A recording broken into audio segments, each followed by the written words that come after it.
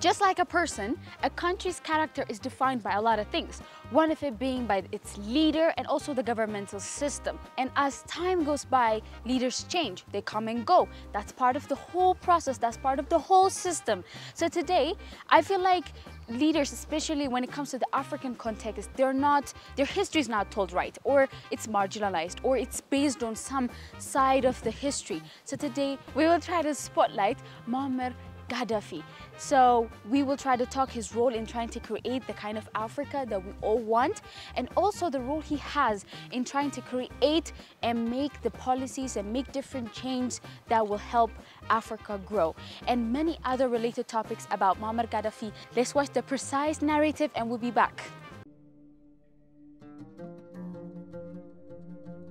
Muammar Mohamed Abu Miniar al-Gaddafi, commonly known as Muammar Gaddafi, was born on June 7, 1942 in Qasr Abu Hadi, in what was then the Italian colony. Coming from a Bedouin family, Gaddafi's early life was marked by poverty and a strong sense of nationalism. Despite the humble beginnings, Gaddafi's parents believed in the value of education, where he attended a local Islamic primary school, where he learned to read and write and was introduced to the teachings of Quran. His education continued at secondary school, and it was during this period that Gaddafi began to form his political ideas and aspirations.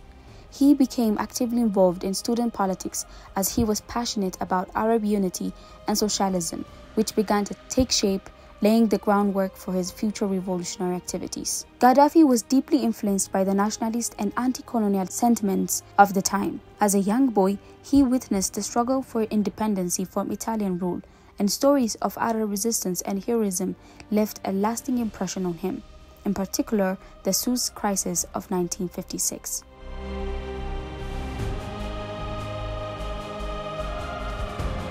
His childhood and early education were thus marked by a blend of traditional values, Islamic teachings, and a sense of nationalism and political awareness. This experience and influence played a crucial role in shaping the ideological outlook and his later actions as a leader of Libya. After completing his secondary education, Gaddafi enrolled in a Royal Military Academy in 1963.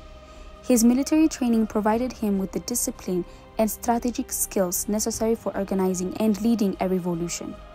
During his time at the academy, Gaddafi formed a secretive group of like-minded young officers who shared his revolutionary ideals and desire to overthrow the monarchy. This group, known as the Free Officers Movement, was modeled after Nasser's own organization, which had successfully staged a coup in Egypt in 1952. The Free Officers Movement grew in strength and numbers, carefully planning a coup to seize power in Libya.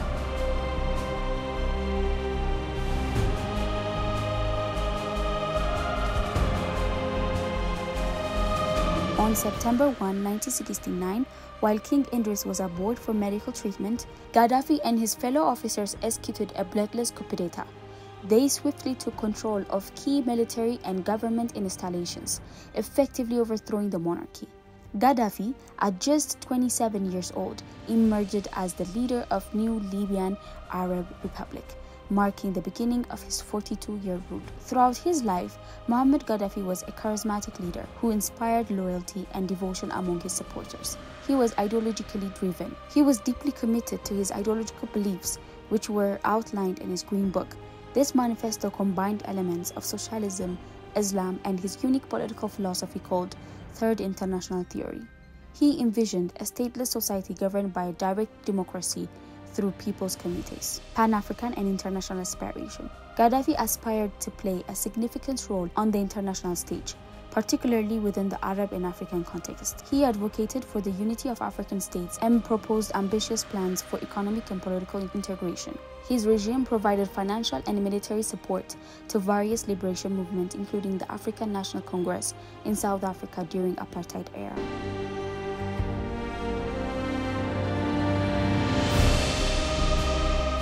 From 1969 to 2011, where he ruled Libya, he was able to achieve various achievements, particularly in social and economic domains.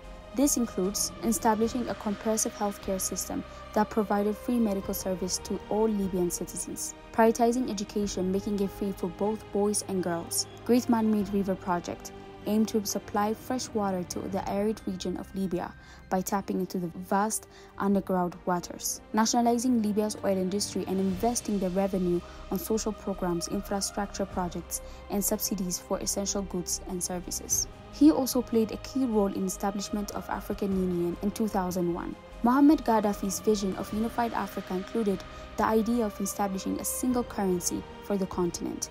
This initiative was part of his bigger goal of creating great political and economic integration among African nations. Gaddafi believed that a single African currency would help free the continent from the economic influence and dependency on former colonial power and the Western financial institutions. By reducing reliance on external currencies like the US dollar and the euro, African nations could assert greater control over their economic destinies.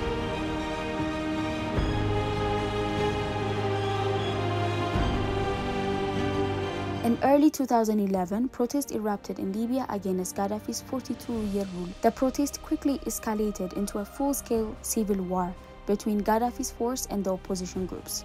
In the same year, the United Nations authorized a NATO-led intervention to protect civilians, resulting in extensive airstrikes against Gaddafi's force. The intervention significantly weakened Gaddafi's military capabilities and bolstered the rebel forces. By August 2011, the rebels captured the capital city, Tripoli, forcing Gaddafi to flee.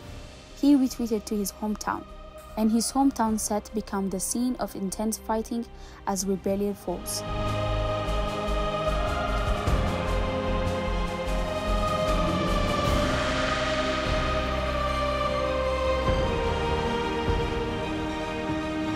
As rebel force, supported by NATO airstrikes, closed in on the city.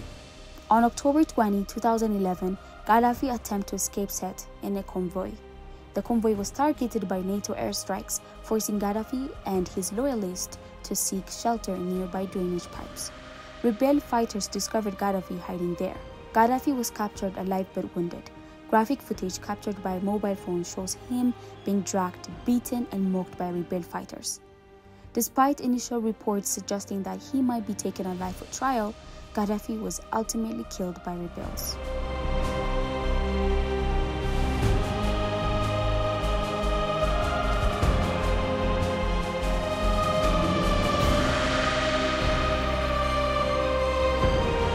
Even though there are many questions to ask and things to investigate on, the exact detail of his death remains unclear, but it is believed that he was fatally shot. And at the end of the day, we should all ask ourselves, what is it for us to learn from this history? And I guess that's the assignment that we all have. From the spotlight that we just have seen, we can understand that Muammar Gaddafi is a person of idea. He had the ability to persuade people like that. And you know, one thing that you can definitely guarantee is that if you know your ideas perfectly, if you have that clear or like that clarity when it comes to what you want, to your ideas and where you can get it or how you can get it, then you are a person that can just convince people like that, because you have that clarity, because you have that clear, transparent foundation. That's very important. And we were also able to see that he was based and very rooted in his culture, and also he was a nationalist. Yes, he has a lot of controversial things. Yes, there are a lot of things that we can mention negative side and both positive side. But at the end of the day, we're all human beings. One side of the story might be good and the other might be bad. But the truth or the reality that we should face is, what is it for us to learn? And what is it for us to make for the coming generation? And I feel like that's a question for all of us to ask.